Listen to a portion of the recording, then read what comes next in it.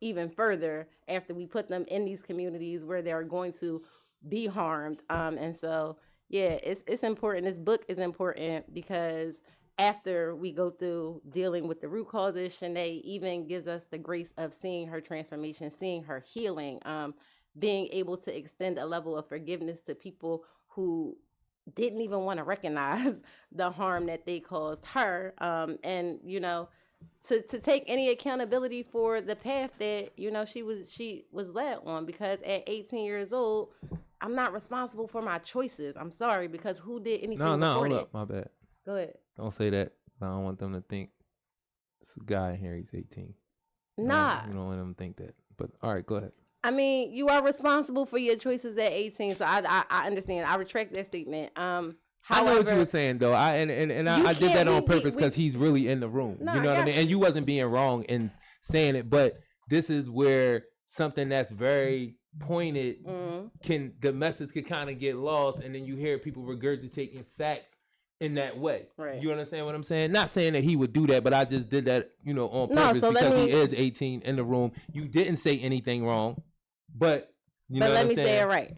So no, man, we are all responsible for our choices, because I have a 12-year-old and he is responsible for his choices, because up until this point I have taught him right from wrong. But that is the thing, right? Like, you have to be able to stand and say, I'm teaching my child right from wrong. I am protecting my child. I am standing in the space and knowing what is going on and being actively involved in the well-being part. Like, you can't neglect, you can't turn a blind eye, you can't actively cause harm and then tell these people, these children, that they are supposed to be responsible for those choices, because those choices are actually y'all's, because you gave them this. You actually fed them the life that they were going to be. And so for real, they aren't responsible for their choices when that is what is poured into them.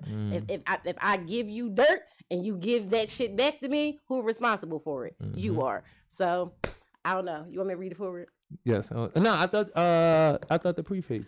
Did you want to? I want to read the forward because I want to talk about the overarching thing, and that's not the preface. But I do want to read the preface as well, because the preface is Shanae's words. So, this is why I feel like everybody should go out and get this book. This is the preface for Submerged, on healing from abuse while navigating a lifetime of imprisonment. Again, this woman's name is Shanae King. Shanae. It looks like something else. I won't even say what it looks like because it's going to make you say it. Her name is Shanae. Shanae King. Shanae King. So, Submerged. This is the foreword. Submerged is an invitation. It calls us in at a time dense with indifference and invites us to cast aside nonchalance and open our hearts to get to know Shanae King, the person. Then it compels us to open our minds and journey with Shanae as she, along with other women who bravely share their own stories, offers us vulnerable accounts of harms endured and caused on their way to healing. Shanae actively challenges deeply ingrained ideas about all of this and, ultimately, about justice itself, providing a landscape in which we can examine and interrogate the root causes of violence. Within the world Shanae shares with us, we can reflect on what true prevention and intervention look like. She opens a door through which we can move beyond the cultural inclination to rush to judgment and cookie-cutter prescriptions of punishment. She creates space for new ideas and new ways of healing. While Shanae has penned a powerful, moving narrative, we must remember that her story is part of a collective experience shared by far too many women, especially Black women, and I will add men, and in the Black community, not only by women. This book pulls together the threads of survival in the face of systemic racism, with white supremacy and violence. We are all survivors of a system with a nonstop quest to eliminate and exterminate Black people. This truth rings throughout Black communities in the United States. From the moment the very first Africans were taken into captivity and transported to the Americas, Africans have endured some of the most vile and inhumane treatment imaginable.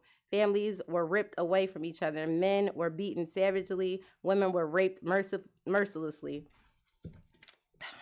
These historical traumas live deep in the bloodlines of the descendants of the enslaved and are continuously compounded by the everyday struggle for survival in the Black and other intentionally under-resourced communities across the country.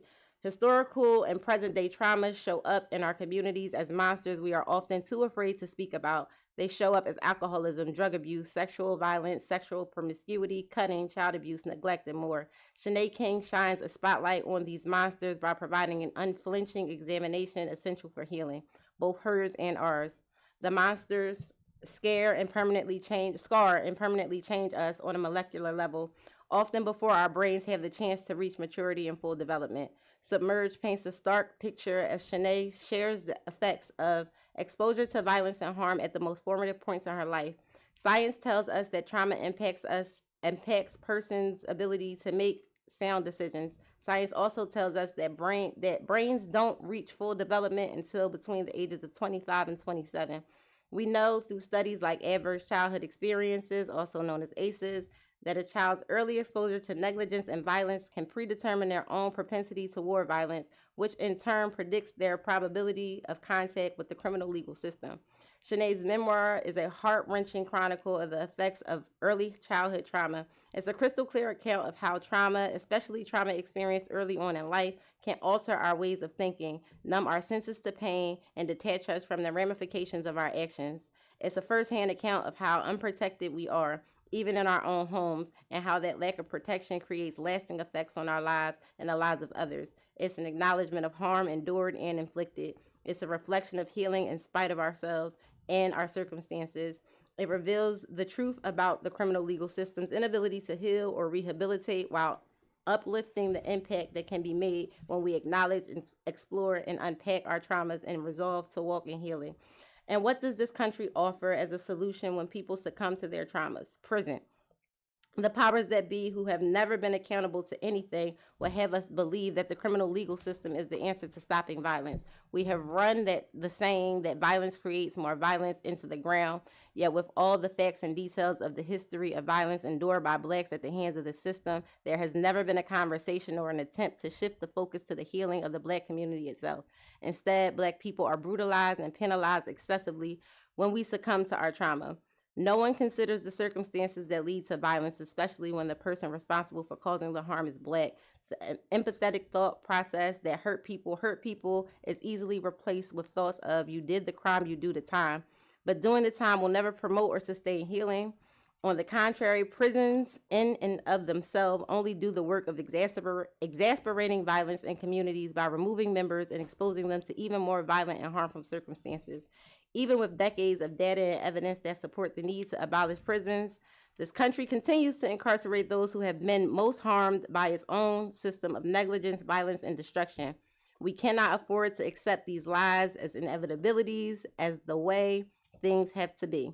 As you read these pages, Shanae will encourage you to ask questions. What was the original harm? Who was responsible?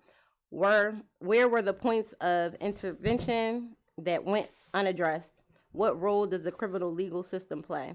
In Submerge, we are forced to know that Shanae King was not safe, even though prisons supposedly exist to keep us safe, just as we know that our communities are not safer because of the existence of prisons. As you read the accounts of trauma, harm, accountability, and change in these pages, challenge yourself to imagine what a system of true safety, healing, and justice will look like. Imagine what we must create to replace a failed system that deepens the circles and cycles of violence with each generation. Shanae is a survivor. We are all survivors of a failed system. Yet, like Shanae, we must take our collective healing seriously, interrogating the root causes and demanding accountability not only for ourselves, but also for the systems that create the conditions in which so much harm can occur. I feel like I'm on book TV. Now, people don't understand. I used to watch book TV every weekend while I was upstate. A lot of the information that I have, it came from me actually being able to read the books, be put on to books, the actual person who wrote the book, explaining why they wrote the book, what they were going through to give like an even deeper understanding to what you read. So for me, book TV was the shit. And I used to watch it, and now I actually get to do book TV type shit on my show. Because I know how important it was for me for somebody to explain why they were the person to write that book. So when Rakia told me that she wrote a foreword, for me, I was like, bro, do you really understand like how important that is? Like a book is a real thing. I know they have made us think that these time capsules these wealths of information.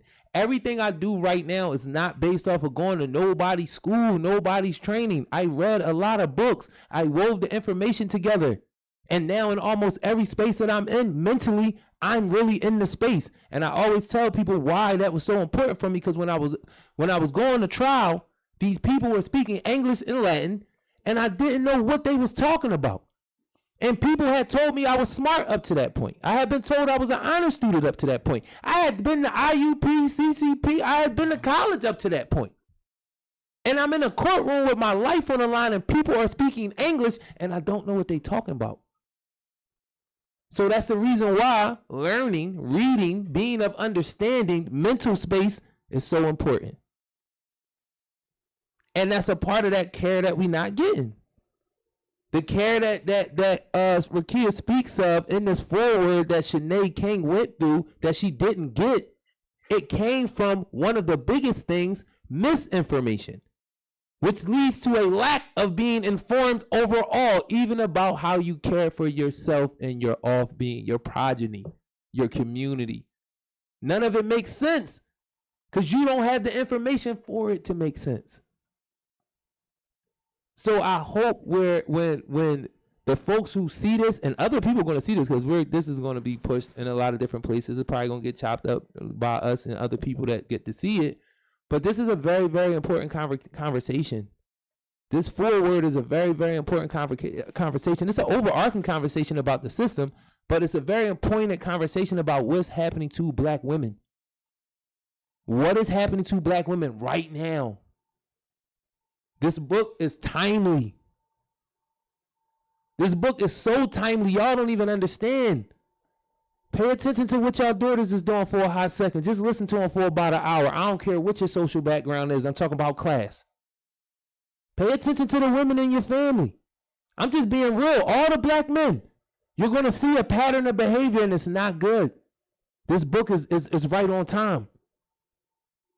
Because this is a woman through her healing that's going to explain to y'all why that pattern of behavior is happening, where is it coming from, and what we need to do to stop that pattern of behavior.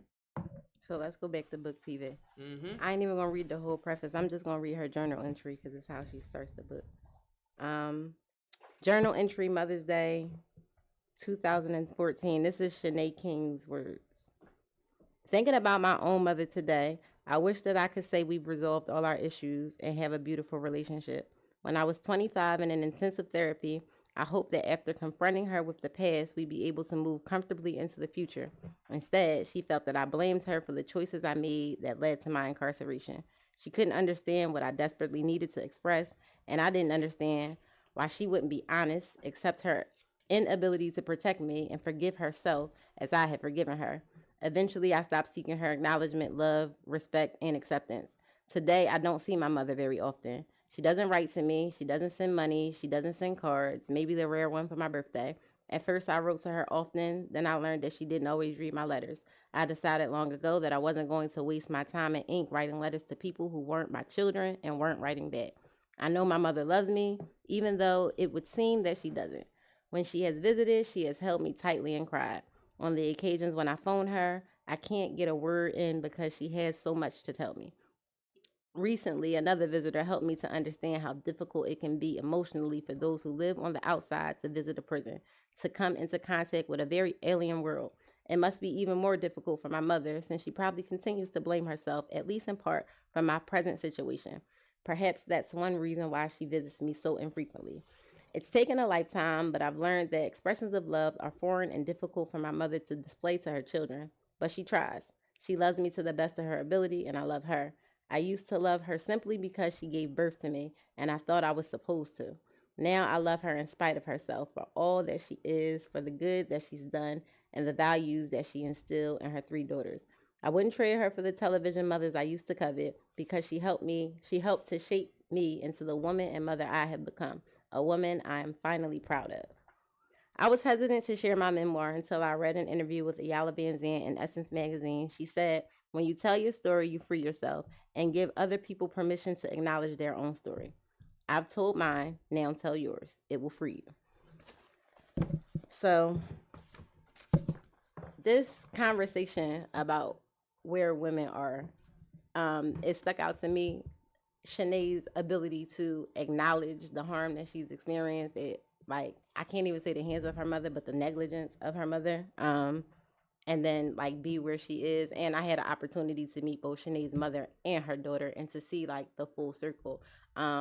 And what I will say is we live in this world where we are constantly talking about trauma, like we got all these buzzwords, but this healing is like a real thing and shit. So I asked Shanae's mom what inspired her about her daughter.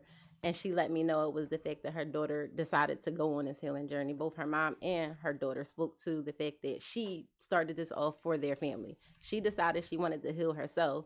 And in that, she triggered a whole bunch of trauma for her family because they had to go through the healing journey with her. She had to, like, basically confront her mom about the things that she experienced in her house and the eyes that was turned and the accusations, telling her she was lying and things like that. And, moms need to, number one, be able to listen to their daughters, but they need to also go on their own healing journeys. And I can speak to that like myself, like, stop lying to yourselves about what y'all going through because the generations behind y'all have to then figure out how to pick that up. And then it's this cycle that gets created where we giving negative shit to the generations behind us. And it, again, continues to perpetuate cycles of violence and trauma in our own homes that only continue to push us further away from where it is that we need to be as Black people. And so, again, what her mom couldn't give her is what forced her into the streets and forced her to not be able to give what she needed to give to her children, and she then went looking for it somewhere else. And if you can't find love in your own home, if you don't learn what that is in your own space, you ain't never gonna find it in the streets. And again, it leads to the shit that we dealing with. And these young girls out here today are living their life with this baddies culture. Everybody want to fight each other, but nobody want love. Like it doesn't exist. So no, that's a great thing. It's a lot that we're going to unpack with this book. You know what I'm saying? I really appreciate and love the fact that you are in contact with three generations, three generations of Black women centered around this book and the information, so that a lot of what people may try to throw off as being anecdotal, it's a real thing for me, because when I was upstate, one of the ways that I kept abreast of a lot of things that were actually going on and able to come home and kind of like move with how everything was going, and people would ask me like, how are you so adjusted to it? Because I was talking to three generations of people, like I regularly, my mom, my aunts, and those folks, my peers, and then my nieces, nephews, and my daughter. And that was another generation, and it kept me like one thing, and getting three different analysis on it can make it easy for you to transition into a space. You know what I'm saying? And that was a thing. And you getting that information from them makes it easier for you to clearly understand what's going on with the book and apply it to multiple women that you already know yourself. So like that three generations of fact. So we can't play no delusional game. So we can't say, that ain't me. I don't have that relationship with my daughter, and she don't got that relationship with her mother, and we didn't go that far. And it's like, nah, like it's levels of this. But the core thing is the same. And then when I say that pattern of behavior comes from enslavement. Being enslaved now. You were in captivity before. The fear of death if you tried to run, and you were trying to run. And once you stopped trying to run, you became enslaved. Once you believed in the Emancipation Proclamation, you became enslaved because you stopped trying to run from your oppressor. You try to find a way to live with them. And that's what they're talking about right here. This is the offshoot of that. This is the offshoot of that. So the reason why I went there to the root cause part, so we can't play the anecdotal game of, oh, that's not me. We don't got that in our family. I don't know what they was on. I ain't raised my daughter like that. We didn't have those. Oh, all of those are lies. They're all lies. We're all traumatized. We're going to take that one right off the table so we can really talk about it. Now we can try to be honest because we all coming from the same place. Nobody can hide. So the reason why I talk about that like that, because we're going to have this as a multiple part thing. This is going to be an intergenerational thing. We're going to see how this book is affecting the generation that we got going on right now. And then we're going to go to the generation of the person that did the book. And then we're going to go to the generation of the mom because we got it. We got it. This is what she laid it out for. So this could be the blueprint. This could be the diagram for a bunch of women and their families with moms and grandmoms and daughters and babies to become that y'all hazing. Because y'all hazing each other out here. Y'all hazing the little girls. Y'all getting them ready. Y'all getting them ready the same way they got y'all ready. See, they got y'all ready with silence. Y'all getting the little girls ready with brutality and competition. So, we got to do a lot of other things today. We're doing a lot of educational things. We will bring this book back. Can you tell them, are you coming back next week with the book? Are we talking about the book next week? Are we doing the young person? Because when we get to one of these parts, we can bring young men into it. One of the parts that we talk about right there, we can bring men into all parts of it. Actually, yeah. That's what we're gonna do. We're gonna get some brothers up here to talk about it too. We're gonna get real activated. It was men. Gonna be some sweating going on in the show about this shit right here. Y'all gonna be sweating because we're gonna talk about how men have been brutalized too, and we ain't telling that story as it pertains to our women. And how our women like to say that they took the brutalization as a way of protecting themselves because they don't want to say that their men got the same thing. Doesn't feel good coming out your mom's mouth that you got raped too. It don't feel good coming out your wife's mouth that her husband got raped too. We don't like to hear that. Even our women will tell you they got raped like it's a regular thing because they don't want to hear that. They don't want to say it and they don't want nobody to say it to them. That's why nobody talks about it. But the way in which these men are treating you come from a lot of that same abuse that you got at the hands of women and men. We did everything to each other. All right, so we ain't gonna go too far into it because we gotta go get the baby. Gotta text to let people know I'm gonna be running a little bit late, but they gonna love me and be mad at me, but I'm gonna get the baby. I'm consistent, I'm there. Y'all know how it goes. So the care provided. Do you have anything you wanna say before we bounce? Before we run up out of here? No, I'm good. You good? All right. This can you put it up? Because I don't want to say this. Put the book up. Submerged. Shout out to Victoria Best, the Parting Queen. She got to be on that panel. I'm going to send it to y'all. I'm going to text message y'all. We going to talk, but she need to be on that panel. And I'm going to promote the panel. Like, it's what? What somebody laugh? Did anybody laugh? Why we laugh? I'm going to promote the panel. We going to get together. But it's talking about black women in incarceration and why that's a major conversation that need to be salient. We need to talk about it more because it very directs what's going on with the little babies, the little girls. All right. Nothing? Sure. Get the book. Get the book. Submerged. Shanae King. Shanae King. Submerged. Yeah. We be back next week. Check us out at PSA_community. All the information, a lot of things about Ode to the Ancestors, the book, GC, CNC, PSA, you know, VRP, RCF. Like, yeah, we do all of this stuff. Just come check us out at PSA_community. What's your John? Tell me your John so they can pop off. It's so long. It's restorative underscore fire beauty underscore SIM. Don't be scared. Don't be scared to give your Instagram out, okay? I'm not scared to give my Instagram out. One more time, Submerged, Shanae King. This is PSA. I love black people. Y'all thought I was going to yell. I didn't yell it. In my bio, so. That's what we doing out here. We out. People? I love black people, bro. Right. I love y'all. Swag up, my bag up, these